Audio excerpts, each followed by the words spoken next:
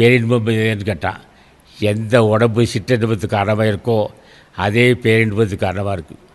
என்ன எப்படி சொல்கிறேன்னா, இந்த எந்த உடம்பு நாட்டம் பெற்றே இரு சர்க்குரு பாதித்த நம்புனார், பொம்மல் ஆட்டம்னு சொன்னார்.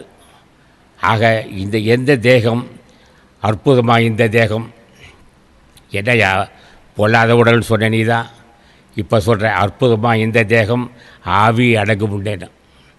ஆவி அடங்க தான் போகுது, சாவு வர தான் போகுது. இந்த உடம்பு அற்புதமான உடம்பு தான். அற்புதமாக இந்த உடல் ஆவி அடங்கு முன்னே சர்க்குருவை போற்றி தவு பெற்று வாழாமல். அது யாரா சர்க்குருன்னு கேட்டான். சர்க்குரு என்பவன் அருடையநாதன், சர்க்குரு என்பவன் முருகப்பெருமான், சர்க்குரு என்பவன் அகத்தீசர், சர்க்குரு என்பவர் ராமலிங்க சாமிகள். இப்படி பொதுபுற ஞானிகள் திருவடியை போச்சு. இப்போ தான் சர்க்குரு. அப்போ அற்புதமாக இந்த உடல், இந்த உடம்பு சாதாரண உடம்பு நினைக்காதீங்க. வேறு காமத்துக்கு பயன்படுத்துகிறாதீங்க. பயன்படுத்தக்கூடாதுன்னு சொல்லலை, அதுக்கு ஒரு அளவு இருக்குது. மடையிலிருந்து வெளியது காமம், சிலதில் செவ்வி தலைப்படுவதுனா.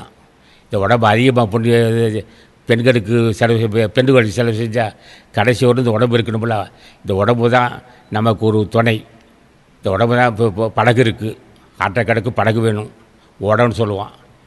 அந்த அப்போ படகு, இந்த உடம்பு நம்ம ஆற்றை கிடக்குன்னா படகு வேணும், கடலை கிடக்குன்னா கப்பல் வேணும், ஜென்மத்தை கிடைச்சிருந்தா உடம்பு வேணும். அப்போ இந்த உடம்பு தான் முக்கியமானது. ஓடமுள்ள போதலே ஓடிய உலாவலாம், ஓடமுள்ள போதெல்லாம் ஓடிய உலாவலாம், ஓடமுள்ள போதெல்லாம் உறுதிப்படுத்தி கொள்ளலாம். ஓடமும் உடைத்த போது ஒப்பில்லாத வரியிலே ஆடுமில்லை கோடுமில்லை யானுமில்லை நடந்தார். ஆக உடம்பு இருக்கும் போதே பெற வேண்டியது பெற்றுக்கொள்ள வேண்டும். அப்போ இளமையிலே ஆரம்பிக்கணும்.